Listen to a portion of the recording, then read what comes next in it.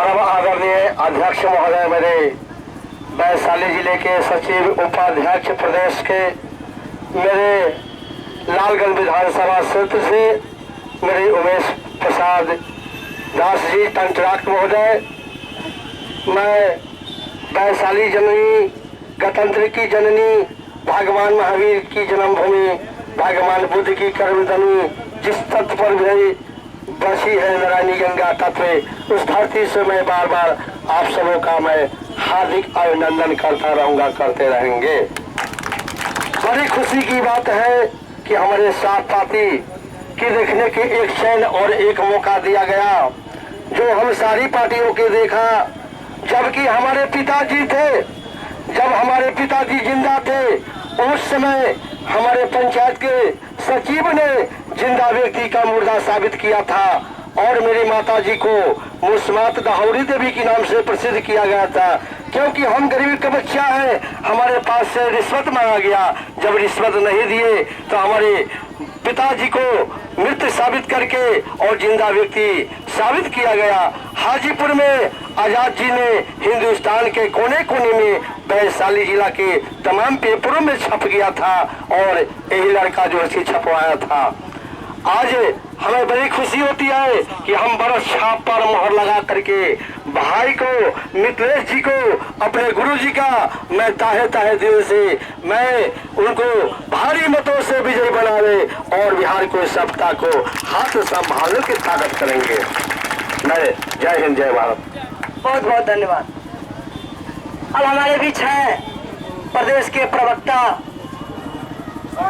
अधिवक्ता संजीव कुमार। संजीव जी, यदि मेरी आवाज सुन रहे हैं तो कृपया आने का कष्ट करें। संजीव जी नहीं है क्या? आइए।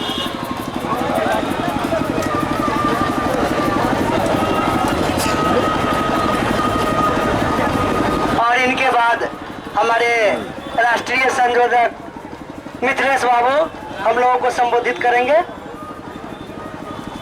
संजीव जी। इस ऐतिहासिक कारगिल चौक पर आए हुए तमाम कार्यकर्ता बंधुओं को हमारी ओर से हार्दिक अभिनंदन।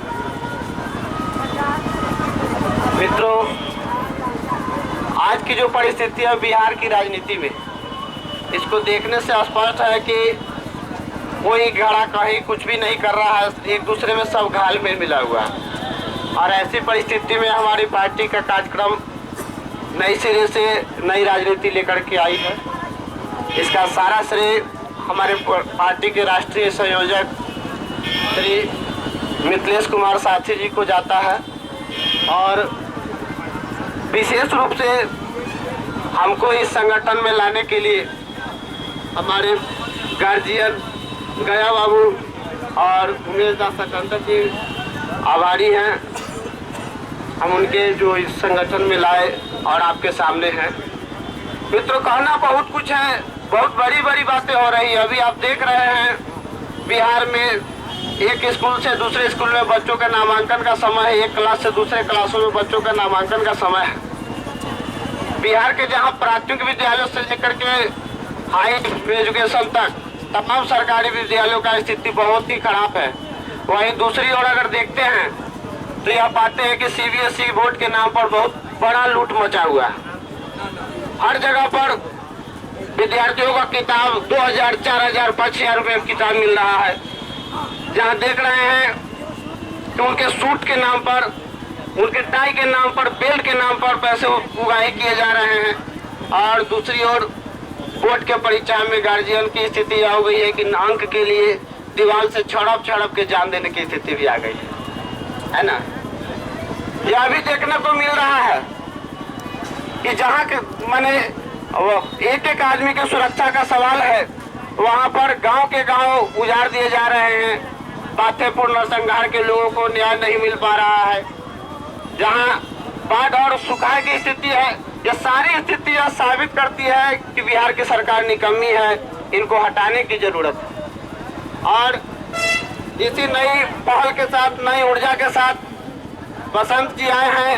बसंत जी प्रोफेसर हैं। इनका सोच है कि हर जगह पर हम जाएं, हर एक लोगों से मिले और क्रांति की बात को आगे बढ़ावे, बदलाव की बात को आगे बढ़ावे। और इन्हीं चीजों को लेकर के हमारे साथी मिथिलेश कुमार जी आगे बढ़े हैं। और हम यह चाहेंगे, हम आपसे अपील करना चाहेंगे कि इनके हाथों को मजबूत कीजिए। और यहाँ से जब आप जाइए तो बिहार के कोने कोने में जाइए और इनकी बातों को प्रचारित कीजिए, सामने रखिए कि कहाँ अन्याय हो रहा है, कहाँ जुल्म हो रहा है, जाति के नाम पर, धर्म के नाम पर। यहाँ पर मैं बताना चाहूँगा कि पार्टी के राष्ट्रीय उपाध्यक्ष यहाँ चंद्रमोहन बाबू जी उपस्थित हैं। इन्होंने भी स्पष्ट रूप से कहा है कि देश में बहुत सारा कानूनी पहलू ऐसा है जिसकी कोई जरूरत नहीं है, जिसमें लंजर पंजर फंसा करके लोगों को परेशान किया जाता है। तो जो भी असंगत कानून है उनसे भी बचने की जरूरत है, उनको भी समाप्त किया जाना चाहिए। ये सारी परिस्थितियों के बीच हम यह आपसे एक बार पुनः अपील करना चाहते हैं कि आगे बढ़िए। नई ऊर्जा है, नया सोच है साथी, और आपका फैसला पार्टी से जुड़िए और बिहार के कोने कोने में जाइए और नए क्रांतिकारी बिगुल को बजाइए और सत्ता के परिवर्तन में अपने हाथ बढ़ाइए। अब मैं अंत में अपनी वाणी को विराम देता हूँ और बसंत जी को माइक सौंपता हूँ। संजीव कुमार जिंदाबाद, साथी मिथिलेश कुमार जिंदाबाद। अब मैं कवि जी को आमंत्रित करता हूं कि ये आवे और चंद शब्दों में हमारे राष्ट्रीय अध्यक्ष का परिचय दें और तत्पश्चात हमारे राष्ट्रीय अध्यक्ष या संयोजक हैं वे हम लोगों को संबोधित करेंगे। उमेश। बताओ बहनों, मेरे साथियों, मैं एक बात जो सच्चाई था कहना भूल गया था। कहना यह था कि आप लोगों के सामने आदरणीय मिथिलेश कुमार साथी जी बैठे हैं। आग्रह करेंगे कि सर थोड़ा सा खड़ा हो जाएंगे। और ये मिथिलेश कुमार साथी जी का आप लोग चेहरा देख रहे हैं, कोई नेतागिरी नहीं है, कोई टिप टॉप नहीं है। जिस तरह आप हैं उस तरह मिथिलेश बाबू हैं। तो आप सोच लीजिए इनका जो विचार हुआ पार्टी का जब इन्होंने गठन किया, साथियों और आपका फैसला, जितना इस पार्टी में एक नेता का महत्व है उतना ही आपका महत्व है। जात पात से ऊपर उठ करके इन्होंने यह मिसाल कायम किया आप लोग के सामने में है। आप लोग मेरा स्थिति जानते हैं कि मैं वार्ड का चुनाव भी नहीं लड़ सकता पैसा खर्च करके, और जाति पाति से ऊपर उठ करके एक गरीब का बेटा जो अभावों की जिंदगी जीने वाला है, उस सारे से ऊपर उठ करके इन्होंने मुझे लालगंज विधानसभा का प्रत्याशी बनाया। आप सोच सकते हैं कि इनका विचार किस ढंग का है। आप सोच सकते हैं कि इस महापुरुष का विचार किस ढंग का है। जात पात से ऊपर उठ करके, चाहे गरीब हो चाहे किसी भी जात पात हो, उससे इनको कोई मतलब नहीं है। इनका चेहरा और फेस आप लोग देख रहे हैं।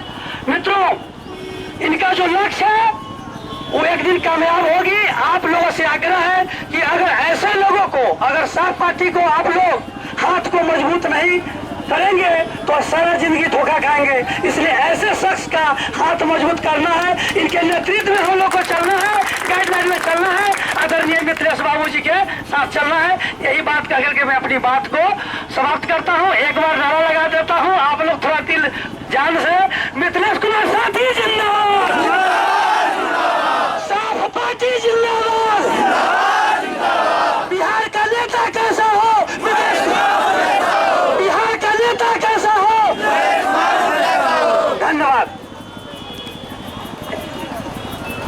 अब मैं आमंत्रित करता हूं अपने राष्ट्रीय संयोजक जी को कि वे आवे और हम लोगों को मार्ग प्रदर्शित करें। हम लोग ताली बजाकर उनका स्वागत करें। मिथिलेश कुमार साथी जिंदाबाद, मिथिलेश कुमार साथी जिंदाबाद, साफ पार्टी जिंदाबाद। परम आदरणीय माताओं एवं बहनों, मेरे सहोदर भाइयों तथा उपस्थित मेरे प्रिय साथियों, बड़ी खुशी की बात है कि हम आज आप लोगों के समक्ष हाजिर हैं और आप लोगों का दर्शन करने का मौका मिला है। साथियों, आप लोग हमारे बिल्कुल सहोदर भाई के समान हैं और हमारे मन में किसी